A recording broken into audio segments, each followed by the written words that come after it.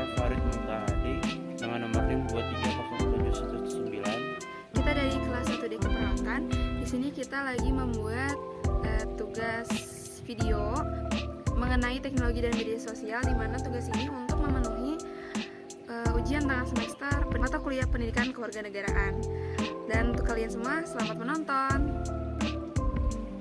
Apa itu teknologi media informasi? Jadi, media informasi dan teknologi mengacu pada berbagai sarana dan platform yang digunakan untuk menyampaikan informasi, berita, dan konten teknologi seperti Twitter, Instagram, Facebook, LinkedIn, dan yang lainnya sering digunakan untuk berita, pendapat, dan informasi terbaru tentang teknologi. Media informasi dan teknologi berperan penting dalam membantu masyarakat tetap terhubung dengan perkembangan terbaru dalam dunia teknologi. Mereka juga memungkinkan berbagai pihak, termasuk produsen teknologi, pengembang, dan pengguna untuk berinteraksi dan berbagi wawasan tentang perkembangan terbaru dalam teknologi informasi. Konstitusi negara Indonesia itu apa sih? Kok ngerti ya maksudnya? Konstitusi. Aku juga bingung juga sih. Gimana kalau kita pakai ChatGPT aja? ChatGPT. ChatGPT itu apa? ChatGPT itu apa? Jadi, apa sih ChatGPT itu?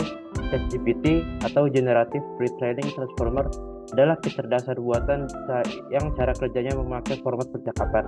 Teknis sederhananya adalah seperti kita bertanya dengan guru di kelas, tetapi di ChatGPT kamu bertanya kepada AI dan secara otomatis memperoleh jawaban dalam waktu singkat. ChatGPT merupakan produk dari perusahaan AI non-profit yang bernama OpenAI yang didirikan pada tahun 2015. OpenAI diinisiasi oleh Elon Musk dan sejumlah tokoh terkenal di Silicon Valley, San Francisco, California seperti Reid Hoffman dan Sam Altman. Produk semacam chatbot diklaim bisa melakukan berbagai macam tugas dalam waktu singkat. Tugas-tugas yang ditanyakan kepada ChatGPT umumnya seputar pekerjaan, misalnya membuat rumus Excel, kode-kode coding, dan lainnya, pendidikan, membuat soal dan jawabannya, membuat makalah atau paper dan lainnya, dan juga hal yang receh, misalnya membuat jokes. Kelebihan ChatGPT yaitu kecepatan dalam memberikan jawaban dan sifatnya responsif. Jawaban yang disajikan cukup menggunakan bahasa yang mudah dipahami. Selain ada kelebihan, ChatGPT terdapat juga kelemahannya, yaitu karena input yang dilakukan sebelumnya oleh manusia, sehingga jawaban yang ada hanya berlandaskan hal tersebut. Jadi kredibilitas dan keabsahan jawabannya tidak bisa kamu jadikan landasan sepenuhnya. Lalu saat ini kamu masih terbatas mencari informasi di ChatGPT ini karena adanya keterbatasan query yang dimasukkan. Lalu sifat alamiah robot, yakni untuk beberapa pertanyaan kadang kurang kontekstual seperti yang kita inginkan. Hasilnya adalah jawaban yang sangat umum dan bahkan tidak menjawab yang kita cari tahu atau butuhkan. Lalu apa sih manfaat ChatGPT itu? Pertama itu ada penyediaan informasi. Fungsi utama dari ChatGPT adalah memberi informasi. Dengan mengajukan pertanyaan tentang topik yang diinginkan, menggunakan kata-kata kunci yang kemudian akan menjadi prompts atau perintah. Sayangnya untuk saat ini ChatGPT hanya mampu merekam informasi hingga maksimal tahun 2021, sehingga kamu belum bisa memperoleh informasi tersebut selain di kurun waktu tersebut. Lalu pemberi saran. Selain memberikan informasi, ChatGPT juga mampu menjadi tempat pemberi saran yang baik. Sederhananya, jika kamu ingin pergi dan bingung ingin memakai outfit apa, ChatGPT bisa memberikan saran tentang outfit tertentu, tempat makan yang disesuaikan dengan keinginanmu, sampai rekomendasi film terbaru. Lalu meningkatkan produktivitas. Tugas-tugas kamu dapat diselesaikan dengan cepat dengan ChatGPT. Hal ini akan mendorong kamu menjadi lebih produktif. Beberapa tugasmu dapat lebih mudah selesai dengan dibantu ChatGPT. Namun perlu diingat, kelemahan ChatGPT adalah di keakuratan datanya, sehingga kamu harus memeriksa kembali jawaban yang diberikan. Teknologi AI seperti ChatGPT bisa dimanfaatkan secara bijak dan bertanggung jawab khususnya dalam dunia pendidikan.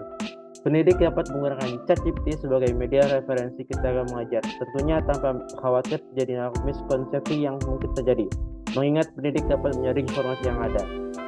Selain itu, ChatGPT bisa digunakan sebagai media brainstorming untuk membuat ide atau kreasi tertentu.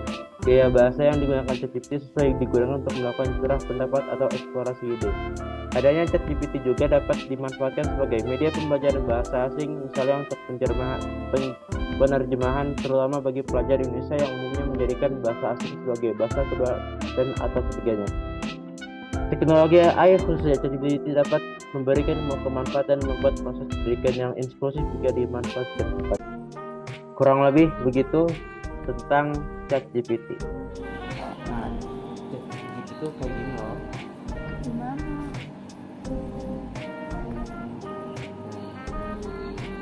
Dia bisa langsung keluar. Oh gitu, sampai ngetik Iya. gitu sendiri ya? Iya. Ih keren banget, ternyata teknologi makin maju ya sekarang. Ngomong-ngomong, ini kok kayak kerasa sepi ya. Iya sih, kayak sepi banget. Gimana kalau kita dengerin lagu Lagu dari apa? dari fitur Spotify, mau nggak? Boleh. Apa itu?